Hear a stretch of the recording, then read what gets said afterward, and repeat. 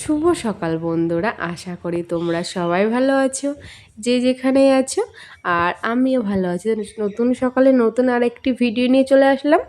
আর এখন কিন্তু আমি প্রায় দিন রান্নাঘরের থেকে ভিডিওটা চালু করি, কারণ হচ্ছে কি যে সকালবেলা উঠে আশিবাসি সকালবেলাটা উঠে একটু তাড়াহুড়োর মধ্যে তো থাকেই, প্লাস আশিবাসি তো থাকেই।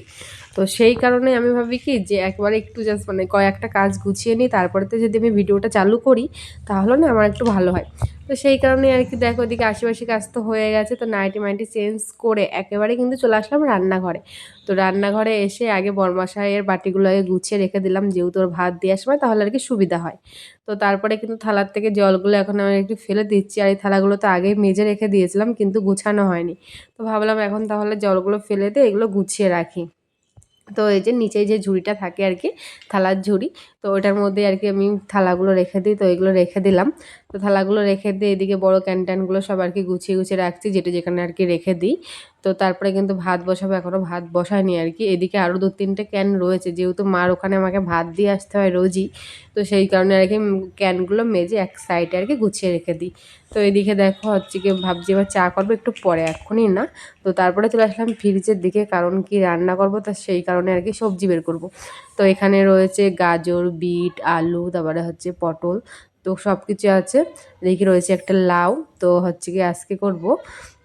আর এইদিকে দেখো টমেটো কেটেছি আর হচ্ছে মশলা করে রেখে দিই। আর এদিকে বিট, আলু, গাজর কাটা হয়ে গেছে। আর এদিকে যে লাউটা ভাপ দিয়ে লাবিয়ে রাখলাম, তো আজকে লাউ ঘন্ট করব আর বিট, আলু, গাজর ভাজা করব। তো এই দেখো আমার বরমশায় সব কিছু দেওয়া হয়ে গেছিলো, এর জন্য মনে হচ্ছে যেন এক পাশে আর কি নেই। তো ওকে আর কি সব কিছু রান্নাবান্না করে আগে ওর জন্য সব কিছু তুলে রেখে দিলাম। তো দিয়ে তারপরে কিন্তু আমি হচ্ছে কি আমার মার জন্য ভাত তরকারি যা যা নিয়ে আর কি সব কিছু গুছিয়ে নিলাম। তো গুছিয়ে টুছিয়ে নিয়ে রেখে দিলাম। ওদিকে বরমশাই ছিল নিচে আর কি বসে, তো আমি বরমশাইয়ের সাথে আর কি কথা বলছিলাম। আর এদিকে আমার কিছু কাজ রয়েছে, যে সেই কাজগুলো আর কি গুছাচ্ছিলাম। কারণ যেহেতু ওর ওই বাড়িতে যাবো, আর বরমাসাই এখনও স্নান করেনি, একটু পরে আর কি স্নান করে ও চলে যাবে কাজে। তো ভাবলাম কি আমার এই জামাগুলো যেহেতু কাচাকুচি হয়ে গেছে, কিন্তু গুছানোর আর টাইম পাইনি, তাই ওখানটা যেন আমি ঢিবি করে রেখে দিয়েছি। আর আমার চোখের সামনে যদি এরকম ঢিবি ঢিবি হয়ে থাকে না, আমার না একটু ভালো লাগে না। মনে হয় কি কখন সেই জিনিসগুলো সব পরিপাটিভাবে সুন্দর করে গুছিয়ে গাছিয়ে রাখবো। তো ভাবছি এখন যেহেতু একটু ফাঁকা আছি, তাহলে এখন সব কিছু গুছিয়ে গাছিয়ে রেখে দিই। তো গুছিয়ে গাছিয়ে রেখে যেহেতু এই বাড়িতে যাবো একটু তাড়া আছি, তো সেই কারণে আর কি সব কিছু একবার করে গুছিয়ে রাখছি।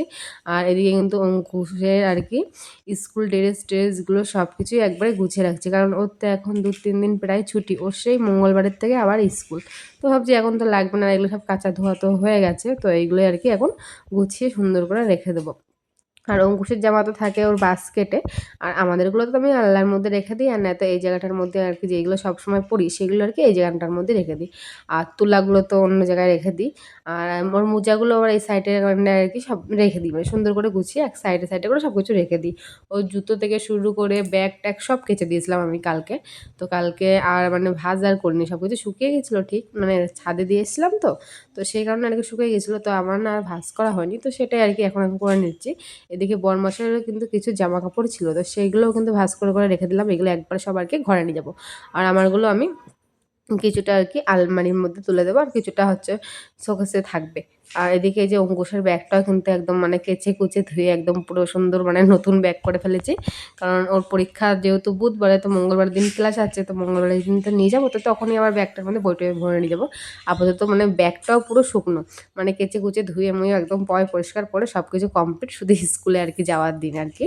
তো এখন কটা দিন একটু ছুটির মধ্যে থাকবে, তারপরে স্কুল খুললেই একবারে পরীক্ষা। মঙ্গলবার দিনটা স্কুল হবে, তারপরের দিনে তোদের পরীক্ষা।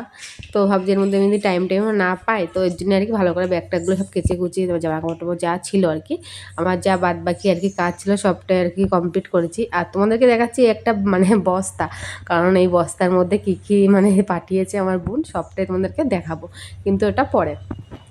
আমার বোন এসেছিলো, তো তা ও তো ছিল 1 সপ্তাহ প্রায়, আজকেও বাড়ি চলে গেল।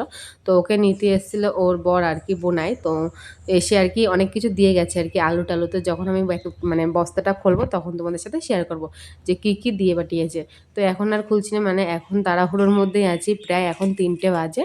কারণ আজ যেহেতু মা ছিল ড্রেসিং, তো আমি কাজ করতে করতে তারপর আমি চলে গেছিলাম মাকে নিয়ে ড্রেসিং করাতে। তো তারপরে তো আমি আর কোনো ভিডিও করিনি। তো হচ্ছে কি অঙ্কুশকে আবার ওই বাড়িতে রেখে আসলাম স্নান টেনান করিয়ে। তো ওই বাড়ির থেকে। তো ওকে রেখে না আমি চলে এসেছি বাড়িতে, কারণ বাড়িতে আমার তো অনেক কাজই হয়নি। তো দেখো বাড়িতে এসে কিন্তু আমি ঘর বাড়িগুলো আগে পরিষ্কার করে ঝাড়ঝুট দিয়ে নিলাম, মানে সব ঘরগুলো আগে ঝাড় দিয়ে নিলাম। এখনও কিন্তু আমার অনেকগুলোই কাজ বাকি রয়েছে রান্নাঘরে, তো সেই সব কাজগুলো আর কি করবো এক এক করে সব কাজই। তো এরপরে কিন্তু চলে আসলাম আমি যে রান্নাঘরে। ভাবছি অঙ্কুশ যখন বাড়িতে নেই, ও তো রয়েছে দিদির বাড়িতে, তাহলে আমি এক এক করে সব কাজগুলো গুছিয়ে গাছিয়ে তারপরে স্নান করে আর কি পুজো দেবো। তো দেখো এদিকে তো ঘর বাড়িগুলো সব কিন্তু কিন্তু ঝাড় দিয়ে আমার কিন্তু কমপ্লিট হয়ে গেল। তো তারপরে আমি এখন চলে এসেছি তো রান্নাঘরে। তো রান্নাঘরে এসে ওই যে থালা বাসন, যেহেতু রান্না হয়েছিল সকালবেলা, তো রান্না করে তো আমি তারপরেই জামা কাপড় গুছিয়ে তো চলে গেছিলাম মার ওখানে, মাকে নিয়ে ড্রেসিং করাতে।